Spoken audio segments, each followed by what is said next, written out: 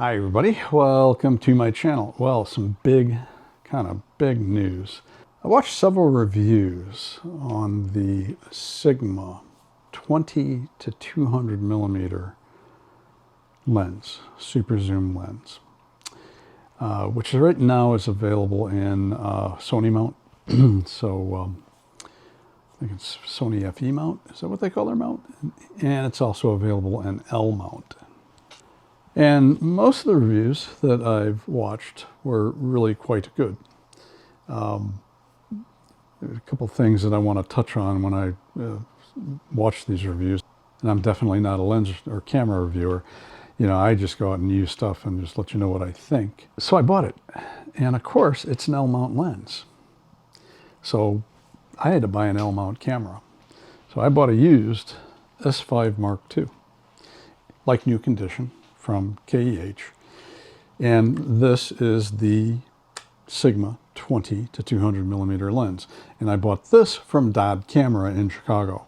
So actually a bricks and mortar store, and I'm going to, when I can, do my best to buy from either them or maybe Central Camera in downtown Chicago, but patronizing the local bricks and mortar stores rather than buying them online. So why did I do this? Well, this lens solves kind of a problem for me because when I do my photojournalism, I'm frequently taking two bodies. You know, I have to have like the 35 to 100 micro four thirds lens, which of course is a 70 to 200 field of view equivalent, and then either the 12 to 35 or the 8 to 18 millimeter on another body. And usually the two bodies are my G9 Mark II and my G95. That's kind of a lot to carry for me. So when I saw this, I thought, given that a full frame sensor, I mean, admittedly has quite a bit better ISO performance. The fact that this lens is not a very fast lens is kind of immaterial to me. So the Sigma is a f3.5 at 20 millimeters to f6.3 at telephoto, so 200 millimeters. For the most part, this is not a problem for me. I've had this now for a couple weeks, and I've used it inside. And one thing they had to shoot inside, and I used flash. But so far it's been fine. And right off the bat, when I picked it up, I was in Oak Park, over in Oak Park. They have a lot of planters in Oak Park, so a lot of flowers and various plants. And I happened to be walking past this planter that had a hibiscus flower flowering in it. And I grabbed a shot, and so here's that shot. And so this is one of the first, probably within the first 5 to 10 shots that I took with it. And I mean, the sharpness kind of blew me away. And I think this is right around 85 millimeters. So what I found is that it's really amazing for what they've done to get this thing to work as well as it does. And I should mention that I've used Sigma super zooms before, back in DSLR days. I tried their 18 to 250 in Canon EF mount, EFS, because it was a APS-C lens.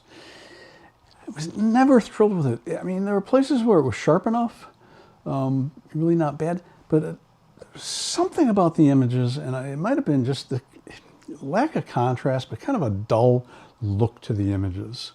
You know, and it was never something that I was satisfied with. I also tried the Canon EFS 18 to 200 millimeter lens. And that lens was probably a little bit better in the way the images looked, but this is before in-camera distortion correction, and at 18 millimeters, I think this was distorted to all hell. So, but we've come a long way in lens design, and so I would imagine they're even using artificial intelligence in lens design. This thing has a heck of a lot of glass in it. I forget how many elements, but it's a lot.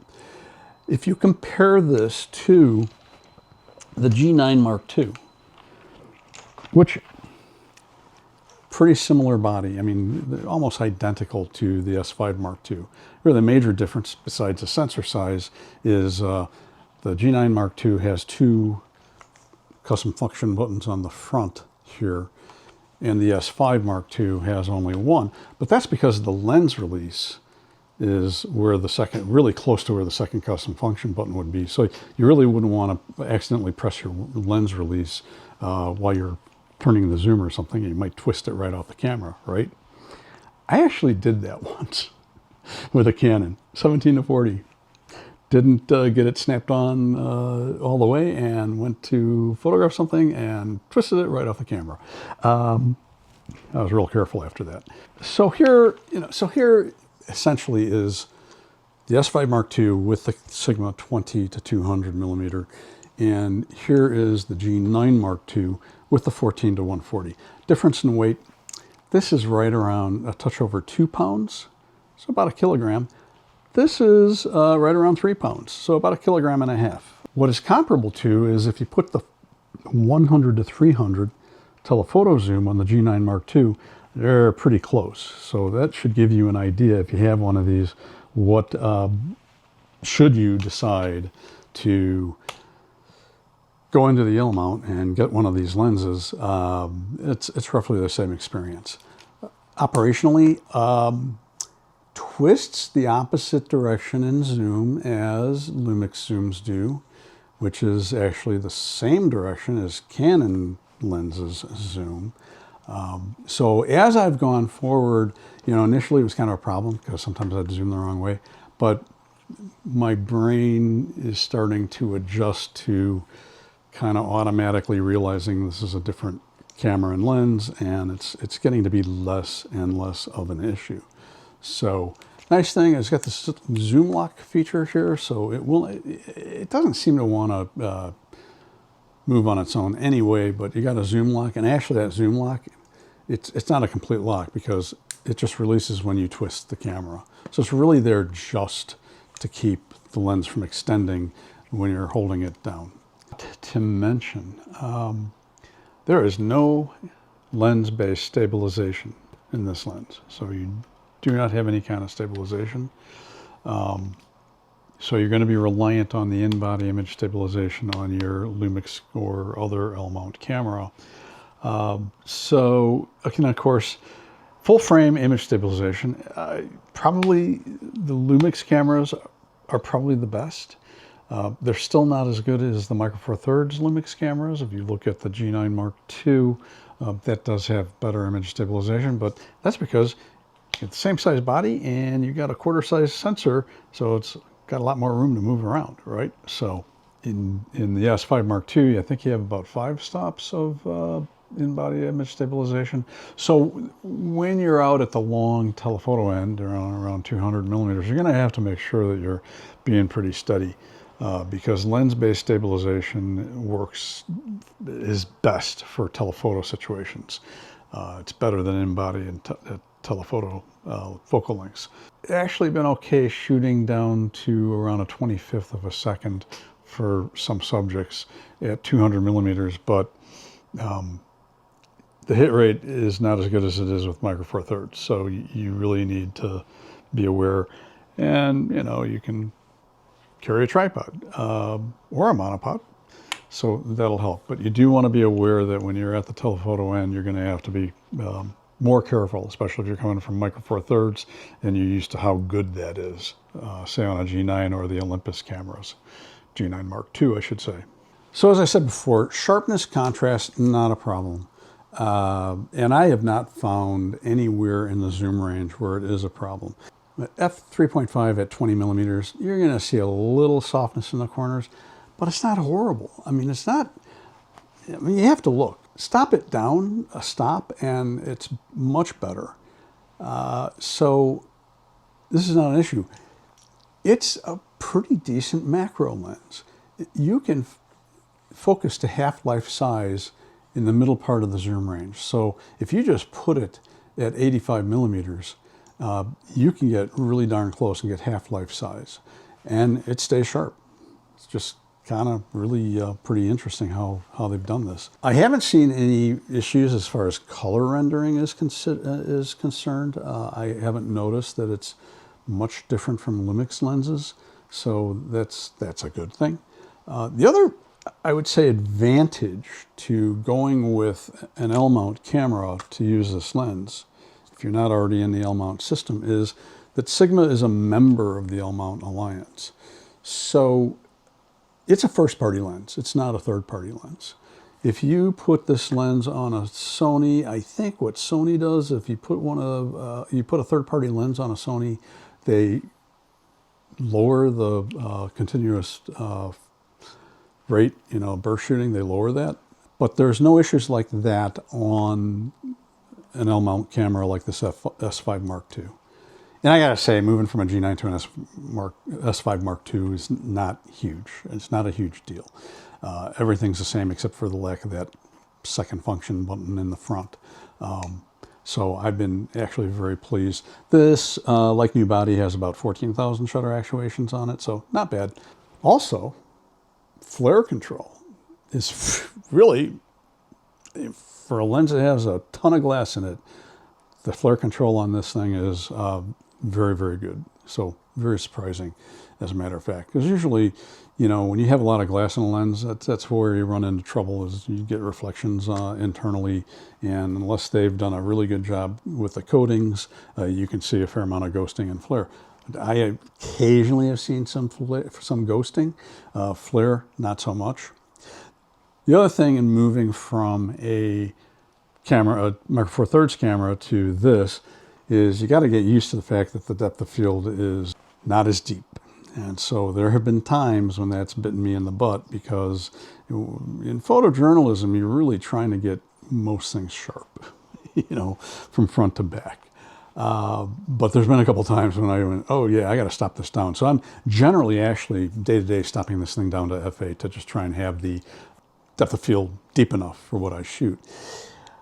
ISO performance on the S5 Mark II, I went to Lincoln Park Zoo, and inside the birdhouse, which is not a bright place, shot some images, and at 25,600. Even my Canons, when I shot full frame 5Ds, can't touch this camera when it comes to high ISO. I mean, 25,600, even just using the luminance slider in the details panel in Lightroom works fine. And of course, Topaz Photo AI would not have any difficulty dealing with the noise. So not a problem. So as far as the reviews that I've seen, one reviewer said that this lens will not work with hybrid zoom. That's not the case. So if you want to set the camera to hybrid zoom with this lens, I didn't have a problem with it. So I don't know what's going on there. Another review that I saw, okay, this one, and I'm not calling anybody out here, but if you're going to judge lens sharpness on a landscape, especially in the mountains, when you have a lot of atmosphere between the lens and whatever the subject is, like a mountain off in the background, atmosphere, the air, has a refractive index, and that refractive index changes depending on conditions. Temperature, pressure, humidity, it changes. If you get a little cloud that you might not be able to see, maybe water vapor is just starting to condense into a cloud and that moves across the image, that's going to affect the sharpness of your image. And everybody knows about heat shimmer in hot conditions. That obviously affects the sharpness of your image. So I would be really, really careful about judging sharpness on a landscape image. I'll tell you, there are a few lens reviewers that I watch. One in particular, David Thorpe. I think he does a really good job. I think Gordon Lang at Camera Labs does a really good job reviewing cameras and lenses. Yeah, the way I evaluate a lens is I just take it out and use it. And so what I will do is I'm going to put up a slideshow at the end of the video, just giving you, kind of running the gamut of what I've used this lens for. And I've recently, yesterday, I shot 3 assignments right after the other. This is Forest Park. We got a lot of cemeteries. Every year at this time, we have casket races. So I photographed the casket races. I also had 2 of the No Kings protests, one over in Oak Park, one here in Forest Park. So I had to do both of those. Very, very happy with this purchase. Also, I should mention, because sometimes you need a prime or 2. So I also bought the Sigma 45mm f2.8 contemporary lens. What attracted me to this was the size, because if I compare this to the Micro Four Thirds, like the Leica 25mm, I think this might even be shorter. So used it a few times. Again, tack sharp. In situations inside where I can't use flash, I'll have this with me so I can switch over to that. It's a little bit more than a stop faster at 45mm than the zoom is. So, and as I sometimes have to shoot portraits for the newspaper, and I also do portraits and headshots, I also bought the Lumix 85mm f1.8. I was kind of leaning towards the Sigma 90mm, and both of these are used, by the way. I got these from MPB. I was leaning towards the 90mm Sigma, but couldn't find one used, so went ahead with the Lumix. The Sigma is smaller. Of course, it's only f2.8, but really full frame f2.8. If you can't do decent blurry backgrounds with f2.8 on full frames, I don't know what to tell you. Some people just want the background completely obliterated. I'm not one of those people.